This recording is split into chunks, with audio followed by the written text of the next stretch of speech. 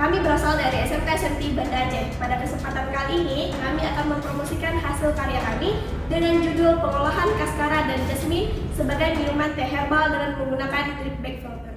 Aceh merupakan salah satu provinsi yang kaya akan produksi kopi. Hasil produksi kopi Aceh dikirim hingga ke mancanegara. Bahkan, kota Banda Aceh sendiri dijuluki dengan negeri 1000 warung kopi. Banyaknya produksi kopi di Aceh menghasilkan limbah kulit kopi yang tidak termanfaatkan secara maksimal dan dapat mencemari lingkungan.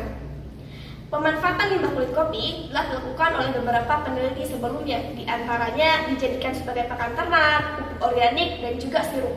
Kami dari SMK SMT Banda Aceh berinovasi memanfaatkan limbah kulit kopi untuk dijadikan sebagai minuman teh herbal dengan nama produk Tiko. Produk Tiko ini dibuat dari limbah kulit kopi dan diinovasikan dengan kemasan praktis dan mudah diseduh, yaitu menggunakan drip bag filter. Adapun manfaat dari produk Tiko ini adalah mendapat mendukung poin Sustainable Development Goals yang ketiga, yaitu kesehatan yang baik dan kesejahteraan, di mana produk Tiko ini juga dapat membantu menurunkan berat badan, pertumbuhan sel kanker, dan juga dapat menangkal radikal bebas. Selain itu, penambahan jasmin sendiri dapat bermanfaat untuk menghilangkan stres dan mengatasi insomnia.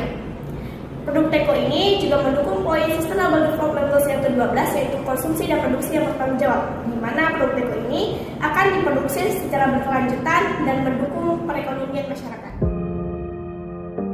Pertama, mengumpulkan limbah kulit kopi dan jasmin.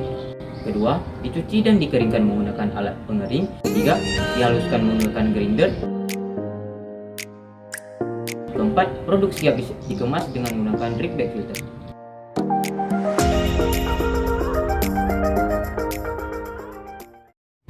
Sekian penjelasan tentang produk kami Tiko. Saya Latifah. Saya Willy Nasution. Setelah ini kami akan melakukan testimoni di Ulelepa.